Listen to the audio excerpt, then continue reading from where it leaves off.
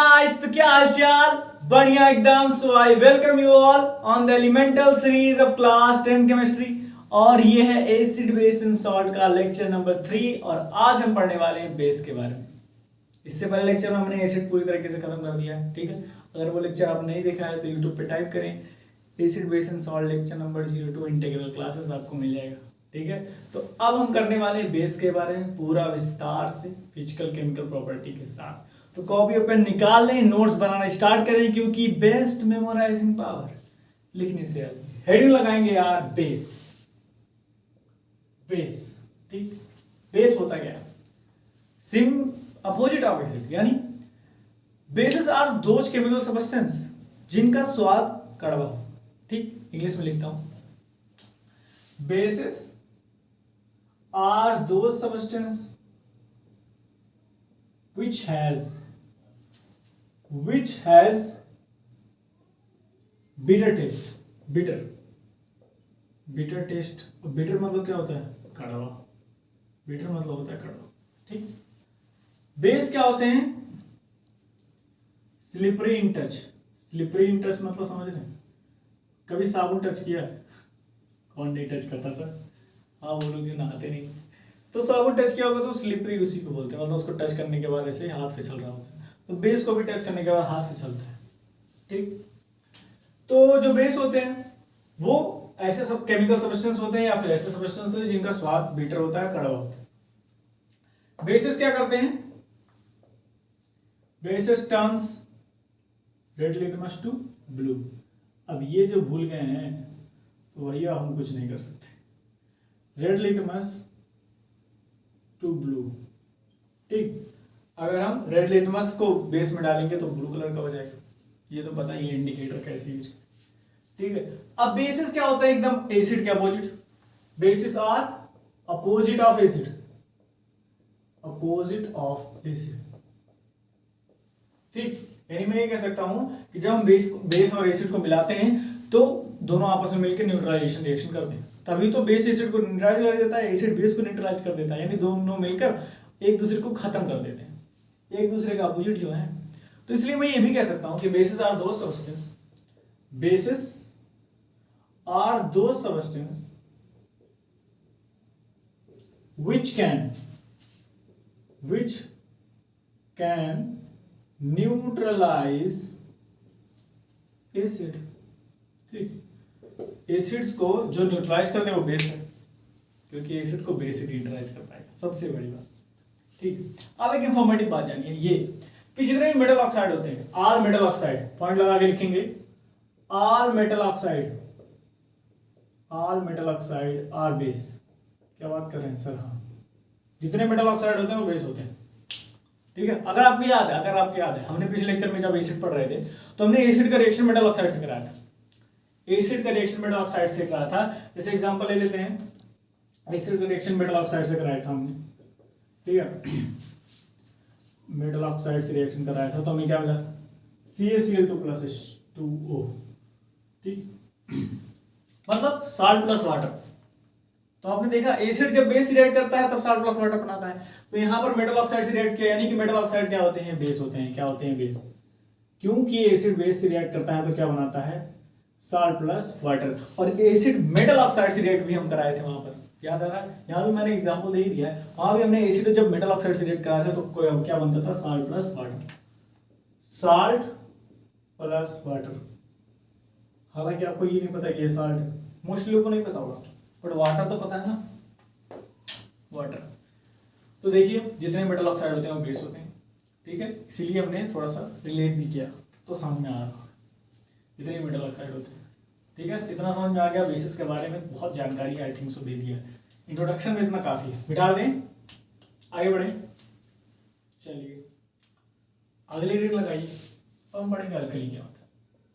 Alkali, ठीक। बहुत लोगों ने नाम सुना होगा अल्कली। अल्कली होता क्या है?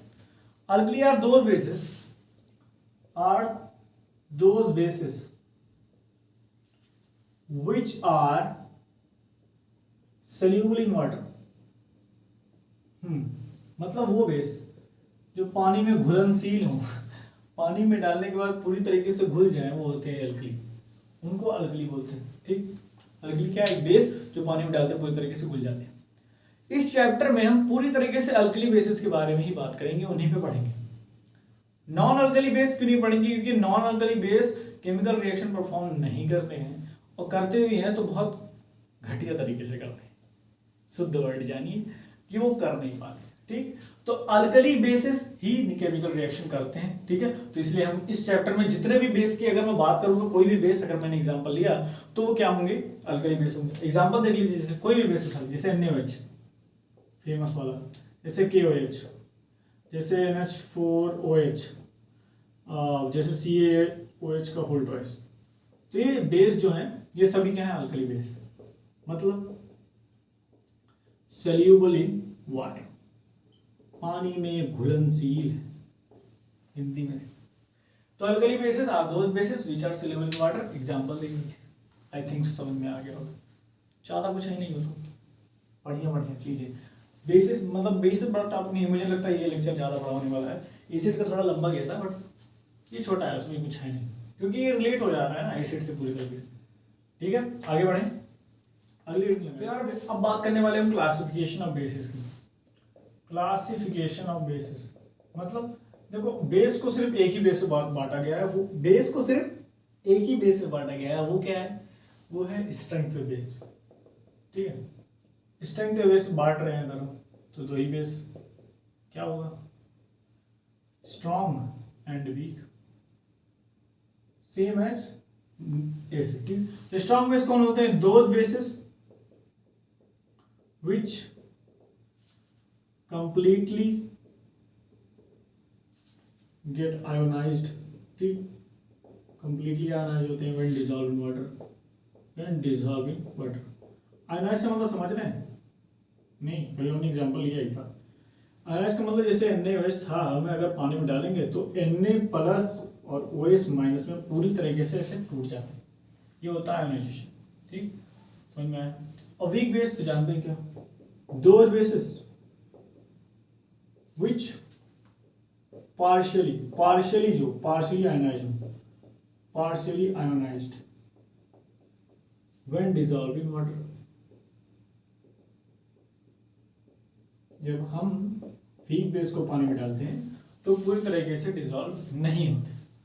तो ये strong base, weak base, strength of basic classification भी समझ में आई थिंक सो आ गया हो, कुछ था नहीं। ठीक है, तो अब हम नेक्स्ट पढ़ने वाले हैं कि what do all basis have in common.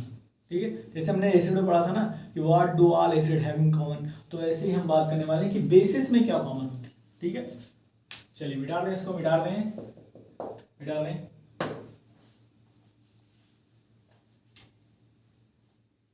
अगली हेडिंग है what do all base have in common. ये हेडिंग हमने एसिड में पढ़ी है। ठीक है, एसिड के लिए कुछ कॉमन था, वैसे बेस के लिए कॉमन है। तो सिमिलरली जैसे एसिड के लिए हमारे पास H+ आयन कॉमन था, वैसे बेस के लिए OH-। ठीक, OH- है। मतलब मैं बात करूं कि जितने भी बेस हैं तो common property that all bases have is that they all produces OH- ion। OH- क्या बोलते हैं? Hydroxide ion when dissolving water. जब हम पानी में मिलाते हैं बेस को तो OH- डिनोट करते हैं, OH- डिनोट कर देते हैं, प्रोड्यूस करते हैं, तो क्या हो जाते हैं? सॉरी, ये प्रॉपर्टी में कॉमन है। जितने भी बेस हैं उनको पानी में डालेंगे तो वो OH- निकालेंगे, जितने भी एसिड है उनको पानी में डालेंगे तो H+ निकालेंगे। ठीक, समझ में आया? फिर एक लाइन यहाँ भी इस एसिड की तरह, is that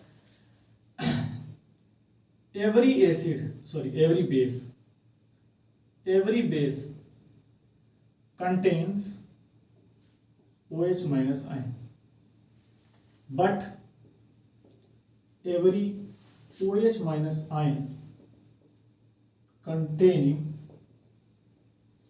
compound is not an acid, is not an is not a acid, is not a base। यार कितना एसिड एसिड बोल रहा हूँ, ये बेस है, बेस दिमाग इधर लाइए, बेस बेस के बारे में पढ़ रहे हैं, base, we are talking about base. Base क्या बोलते हैं इसको, क्षार, क्षार छा से होता है ना, क्षार, ठीक। क्या कॉमन है OH माइनस आयन, क्या कॉमन है OH माइनस। अरे यार एग्जाम्पल देख लो ना, जैसे जैसे मान लीजिए मैं NaOH को डाल रहा हूँ पानी में, ठीक, तो कैसे टूटेगा, Na प्लस OH माइनस, तो हाइड्रोक्साइड आयन बना, कोई भी डाल दो, K plus OH minus, hydroxide ion बनेगा। बेस है तो हाइड्रोक्साइड आयन रिलीज करना है, प्रोड्यूस करना है, चाहे जो हो जाए, ठीक है। अभी आई थिंक तो समझ में आ रहा होगा, ज़्यादा कुछ है नहीं इसमें। आगे चलें, मिटा दें, क्या कॉमन है OH माइनस आयन, 1 2 3 मिटा दें, मिटा दें, मिटा दें।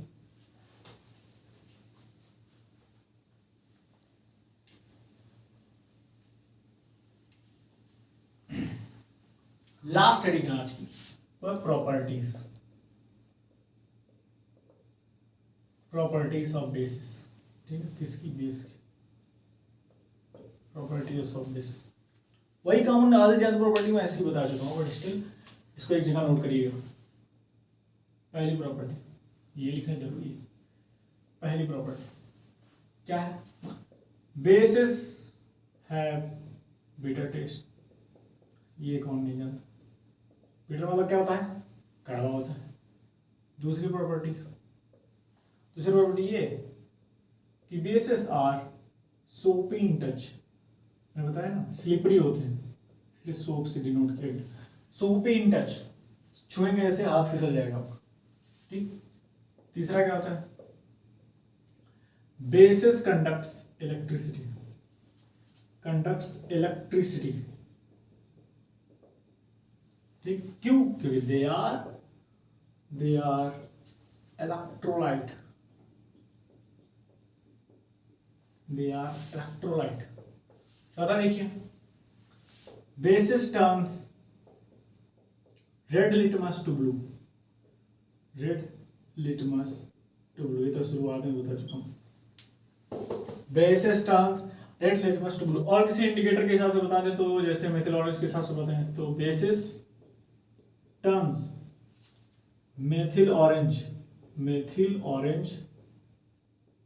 To yellow. Methyl orange initial colour क्या होता है, ऑरेंज, तो जैसे ये बेस में डालते हैं तो क्या हो जाता है, येलो। बेस को उसमें 2-4 बूंद डालते हैं तो येलो हो जाता है, इंडिकेट करता है कि दैट द बूंद इज ऑफ बेस, ठीक है। पांचवी देखें, पांचवी प्रॉपर्टी हम केमिकल प्रॉपर्टीज पे आ जाते हैं। यहाँ देखिए थोड़ी सी प्रॉपर्टी ये कि स्ट्रॉन्ग बेसिस जो होते हैं, स्ट्रॉन्ग बेसिस आर कोरेसिव। ऐसा नहीं है कि सिर्फ एसिड ही कोरेसिव होंगे, ये भी कोरेसिव होते हैं, ये भी हम पहुंचाते हैं। स्ट्रॉन्ग बेस, वीक बेस नहीं, स्ट्रॉन्ग बेस, जो बहुत ज्यादा स्ट्रॉन्ग होंगे वो कोरेसिव होते हैं। पांचों नोट कर चुके, पांचों नोट कर लीजिए आई थिंक सो। क्यों, क्योंकि अभी हमने फिजिकल प्रॉपर्टी पूरी तरीके से पढ़ ली, मतलब इतनी फिजिकल प्रॉपर्टी है शो करता है, फिजिकल प्रॉपर्टी ऑफ बेस, ठीक है। फिजिकल प्रॉपर्टी इतना देख लीजिए, उसके बाद हम केमिकल पे आते हैं, कुछ 3-4 प्रॉपर्टी केमिकल प्रॉपर्टी देख लेते हैं। बेसिस बिटर टेस्ट के होते हैं, बेसिस सोबी इन टच होते हैं, बेस कंडक्ट इलेक्ट्रिसिटी क्योंकि वो इलेक्ट्रोलाइट होते हैं, बेस रेड लिटमस को ब्लू करते हैं, मेथिल ऑरेंज को येलो करते हैं, स्ट्रॉन्ग बेसिस कोरेसिव होते हैं, corrosive nature. Strong base are corrosive in nature. हम पहुंचाएंगे, स्ट्रॉन्ग बेस की बात कर रहा, वीक बेस तो कुछ नहीं कर पाएगा, बट ऐसा नहीं कि एसिड ही सिर्फ करें, बेस भी करते हैं, स्ट्रॉन्ग बेस होना चाहिए बस। मिटा दें, अब हम केमिकल प्रॉपर्टी से बढ़ रहे हैं, आई थिंक सो कि नोट कर लिए होंगे आप लोग। मिटा दें,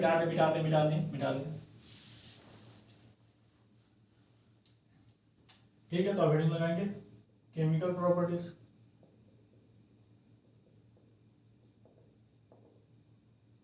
ऑफ बेस। जैसे देखिए, bases reacts with some metals to form hydrogen gas, ठीक, बेसिस रिएक्ट करते हैं सब मेटल से तो हाइड्रोजन गैस बनते हैं। जैसे एग्जांपल लेते हैं, अगर NaOH स्ट्रॉन्ग बेस रिएक्ट कर रहा है Zn से मेटल है तो बनेगा क्या, Na2ZnO2 प्लस H2 गैस, देख रहे हैं, plus H2 gas. Bases react with some metal to form hydrogen gas. दूसरी प्रॉपर्टी देखिए, जानी मानी प्रॉपर्टी क्या, base reacts with acid to form salt plus water, as usual भैया salt प्लस वाटर। एग्जाम्पल हम पहले पुराना वाला लिखते, NaOH HCl से रिएक्ट किया, बनाएगा क्या, NaCl प्लस H2O। रिएक्शन क्या बोलते हैं, न्यूट्रलाइजेशन रिएक्शन। ठीक, बहुत इजी है यार, सब कुछ है नहीं। एक एग्जांपल जरूर अपने दिमाग में रखिए, हर एक केमिकल प्रॉपर्टीज का एक एग्जांपल आपके दिमाग में होना ही चाहिए, बिल्कुल होना चाहिए। तीसरा देख लें, bases react with acid to form solvent. Bases reacts with non metal oxide to form salt plus water, यहाँ भी वही सीन है। तो non metal oxide, bases react with non metal oxide to form salt plus water. ठीक, non metal oxide के example, जैसे example लिखते हैं, तो बेसिस जैसे हमने लिया CaOH का होल ट्वाइस प्लस CO2 बनाते क्या है, CaCO3 प्लस H2। देख रहे हैं, ये बहुत ही फेमस एग्जांपल आप लोगों के लिए हो गया। वो क्यों, जिसका मैं हर जगह इस्तेमाल किया, पहले लेक्चर में, दूसरे लेक्चर में केमिकल रिएक्शन के पहले लेक्चर में मैंने बताया था, क्या बताया नहीं था, ये क्या है, स्लाइड लाइन जो कार्बन डाइऑक्साइड से 2 दिन बाद हमारा जो पुट्टी लगाए होते हैं दीवार वो चमकने लगता है, याद आ रहा है धीरे धीरे। क्यों चमकता है, क्योंकि यहाँ पर CaCO3 बन जाता है, कैल्शियम कार्बोनेट, जो उसको सनी टेक्सचर ला देता है। धीरे धीरे समझ में आया, भूल गए हो तो भाई लेक्चर फिर से देखिए, ये इतना बड़ा लेक्चर नहीं बनाए हो कि आप दोबारा नहीं देख पाएंगे। बहुत आराम से, सबसे बड़ी बात मैं आपको पहले बता चुका हूँ, आराम से कॉपी और पेन लेके अगर आप बैठ रहे हैं, धीरे धीरे देख रहे हैं, लिख रहे हैं, देख रहे हैं, लिख रहे हैं, तो इतना टफ नहीं है ये कि आपको समझ में नहीं आए। बहुत ही आसान चीज़ है यार, बहुत आसान है। केमिकल प्रॉपर्टीज बेसिस की, फिजिकल प्रॉपर्टीज बेसिस की, आई थिंक सो आपको एकदम क्लियर हो गया। पहली प्रॉपर्टी कि जब वो किसी मेटल से रिएक्ट करता है तो हाइड्रोजन गैस निकालता है, सम मेटल से, कुछ ही मेटल से रिएक्ट करने के बाद हाइड्रोजन गैस निकालता है। ठीक है, इतना ध्यान रखिए। और दूसरा क्या, base react with acid to form salt plus water. सबसे मतलब ये कौन नहीं जानता होगा, acid plus base equal to salt plus water, neutralization reaction. ठीक, बेसिस रिएक्ट करते हैं नॉन मेटल ऑक्साइड से तो क्या बनाते हैं, salt प्लस वाटर से मैच। और मेटल ऑक्साइड क्या होते हैं, बेस ही होते हैं, acid plus metal oxide salt plus water बनाता था, याद आ रहा है। ठीक है, तो मेटल ऑक्साइड भी बेस होते हैं। तो यार आज हमने पूरी तरीके से बेस खत्म कर लिया। यूजेस मैं एकदम लास्ट लेक्चर में बताऊंगा, पूरा इस चैप्टर के लास्ट लेक्चर में हम यूजेस बात करेंगे, सब पूरे चीजें की यूजेस के बारे में। ठीक है, बट अभी हम लोग उस कॉन्सेप्ट पे बढ़ रहे हैं धीरे धीरे। अब हमारा इंडिकेटर हो गया, एसिड हो चुका है, बेस हो चुका है, और अब हम पढ़ने वाले हैं सॉल्ट के बारे में। ठीक है, उससे पहले बीच में कुछ इंफॉर्मेटिव बातें भी आएंगी, जैसे कि पीएच स्केल, उसको भी पढ़ेंगे। तो अगले लेक्चर में हम पीएच स्केल के बारे में बात करने हैं। तो तब तक के लिए आप लोग अच्छे हैं, और भी अच्छे बनने की जरूरत है। आपका दिन मंगलमय हो।